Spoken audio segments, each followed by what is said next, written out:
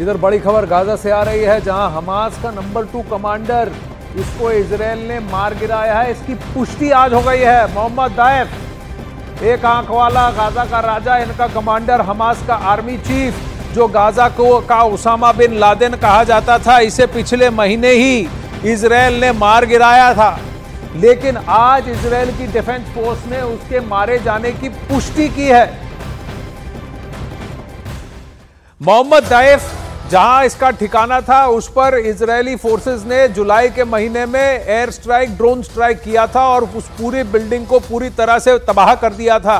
लेकिन एक महीने के बाद उन्होंने इस बात की पुष्टि की है कि मोहम्मद दाइफ, एक महीना नहीं कहेंगे लेकिन 15-20 दिन बाद उन्होंने इस बात की पुष्टि की है कि मोहम्मद दाइफ वाकई में मर गया है। लेकिन यह पुष्टि महज 24 घंटे के बाद आती है, जब इन्होंने हानिया का सफाया कर दिया। तो हमास का नंबर 2 और नंबर 1 दोनों साफ हो गए। आइए अब आपको दिखाते हैं कि आखिर कैसे इजराइल की डिफेंस फोर्स ने हमास के सेना प्रमुख को ठिकाने लगाया। दरअसल इजराइल की तरफ से यह दावा किया जा रहा है कि हमास का सेना प्रमुख 13 जुलाई 2024 को मारा गया। इसी दिन इजराइल की तरफ से खान यूनिस के अल मवासी में जबरदस्त हमला किया गया। जानकारी के मुताबिक मोहम्मद दाइफ को ठिकाने लगाने के लिए 2000 किलो के 8 बमों से हमला किया गया था। पहले इन हमलों में मोहम्मद दाइफ के बचने की खबर आई थी, लेकिन अब इजराइल की तरफ से मोहम्मद दाइफ की मौत को कंफर्म कर दिया गया है और ये पूरी तरह से पुष्टि इजरायली डिफेंस फोर्सेस ने की। इससे पहले आपको बता दें कि मोहम्मद दाइफ इतना शातिर और चालाक था कि वो 7 बार मौत को चकमा दे चुका था। मोहम्मद दाइफ हमास का एक ऐसा रहस्यमयी शख्स था जो इजराइल की खुफिया एजेंसी मोसाद के शिकंजे से 1-2 बार नहीं बल्कि 7 बार बच चुका था दोस्तों। लेकिन इस दौरान हमलों में उसका क्या हाल हुआ यह भी देखिए।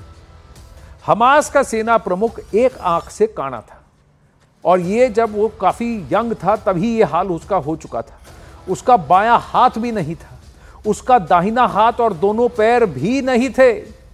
वो गाजा की सुरंगों में छिपकर अपने मिशन को अंजाम देता था। मास्टरमाइंड दिमाग उसका एकदम तीर की तरह तेज चलता था और व्हीलचेयर के सहारे वो इधर उधर घूमता था। लेकिन मास्टरमाइंड हर अटैक का, हमास की हर स्ट्राइक का उसी को कहा जाता है।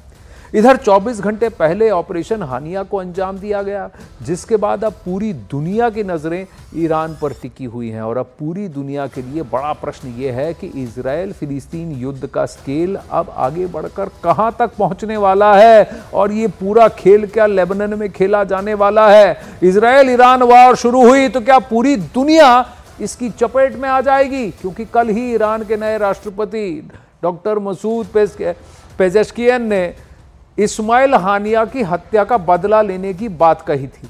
इसके बाद से इजराइल में भी हाई अलर्ट है। इजराइल के लिए मुसीबत की बात यह भी हो सकती है कि ईरान समर्थित कई आतंकी संगठन उसके खिलाफ एक साथ मोर्चा खोल सकते हैं।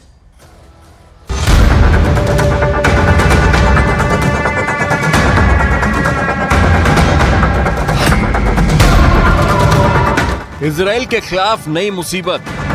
पूरी इनसाइड स्टोरी इस एक तस्वीर में है। ये तस्वीर बताती है कि इस्माइल हानिया का बदला लेने के लिए कैसे आतंकी की फैमिली प्लानिंग शुरू हो सकती है।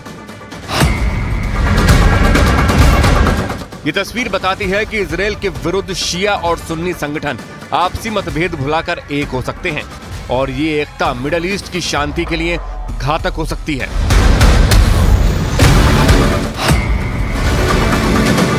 ये तस्वीर हमास चीफ इस्माइल हानिया की हत्या से पहले 30 जुलाई की है। तब इस्माइल हानिया ईरान के नए राष्ट्रपति मसूद पेजेश्कियन के शपथ समारोह में शामिल हुआ था। अब इस्माइल हानिया के साथ जो चेहरे दिखाई दे रहे हैं उन पर नजर डालिए। सबसे बाईं ओर हूती नेता मोहम्मद अब्दुल सलाम दिखाई दे रहा है। उसके बगल में हिजबुल्लाह का डिप्टी चीफ नसीम कासिम बैठा हुआ है और इन्हीं के साथ इस्लामिक जिहाद मूवमेंट का नेता जायद अल नाखल्लाह दिखाई दे रहा है। इन्हीं के साथ दिखाई दे रहा है इस्माइल हानिया। इस तस्वीर के कुछ घंटे बाद ही हानिया खुद एक तस्वीर बन गया। माना जा रहा है कि इजराइल ने आधी रात 2 बजे उस मकान को ही उड़ा दिया जहां हानिया ईरान का मेहमान बनकर बैठा हुआ था। और इजराइल के ऑपरेशन हानिया के बाद हूती, हिजबुल्लाह, इस्लामिक जिहाद मूवमेंट और हमास ने बदला लेने की धमकी दी है। ये सभी अलग अलग आतंकी संगठन हैं जो शिया सुन्नी आधार पर बटे हुए हैं, लेकिन इजराइल के खिलाफ एक हो गए हैं। इजराइल से लड़ रहा हमास एक सुन्नी इस्लामिक संगठन है। इस्लामिक जिहाद मूवमेंट भी एक कट्टर सुन्नी संगठन है। वहीं हिजबुल्लाह शिया चरमपंथी संगठन है, जबकि हूथी यमन का एक शिया मिलिशिया ग्रुप है। इनके अलावा सुन्नी मुस्लिम संगठन मुस्लिम ब्रदरहुड भी है, जो खुलकर हमास का समर्थन करता है। और खुद इजराइल को डर है कि मुस्लिम ब्रदरहुड भी हमास नेता इस्माइल हानिया का बदला लेने के लिए मिडिल ईस्ट की जंग में खुले तौर पर कूद सकता है। ध्यान देने वाली बात यह भी है कि शिया सुन्नी संगठन में बटे ये आतंकी संगठन ईरान में इकट्ठा हुए थे। वो ईरान जो खुद बाहुल देश है, फिर भी सुन्नी बाहुल फिलिस्तीन का खुलकर समर्थन करता है, क्योंकि इसके पीछे ईरान के अपने हित हैं और इजराइल के खिलाफ प्रॉक्सी वॉर लड़ने के लिए उसे फिलिस्तीन और फिलिस्तीन समर्थक चरमपंथी संगठनों की जरूरत है। और मौत से पहले इस्माइल हानिया की तस्वीर इसी बात की गवाही है।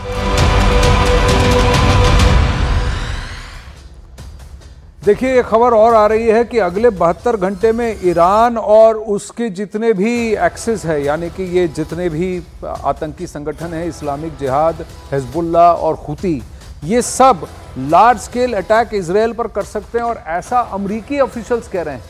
ये खबर अब सामने आ रही है, तो अगले 48-72 घंटों के अंदर कुछ ना कुछ तो वहां घटने वाला है।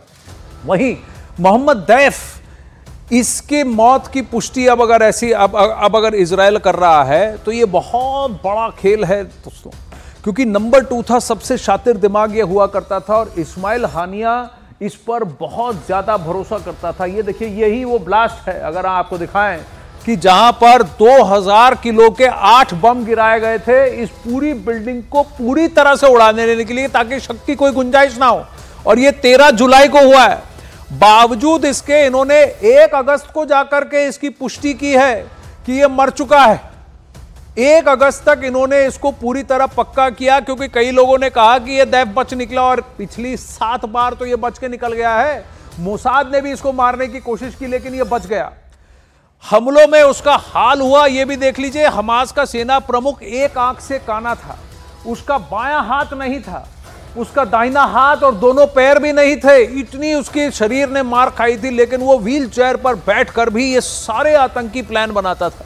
गाजा की सुरंगों में छिपकर अपने मिशन को अंजाम देता था। उसी ने गाजा की सुरंगों को इस तरह से हमास का पूरा बैटल ग्राउंड बना दिया कि पूरा मिसाइल से लेस 4000 से ज्यादा मिसाइल थे वहां, और व्हील चेयर के सहारे वो चलता था। ये वो व्यक्ति है Mohammed Deif, number 2 army chief Hamas का। फिर हिजबुल्लाह का वो नंबर 2 कमांडर, उसको उड़ा दिया, और इस्माइल हानिया को उड़ा दिया। जवाब तो ईरान देना पड़ेगा, देगा ही, क्योंकि नए नए राष्ट्रपति बने हैं, उनकी इज्जत का क्या। लेकिन यहां पर देखिए हलचल होने वाली है, बहुत ज्यादा आक्रमण होने वाला है।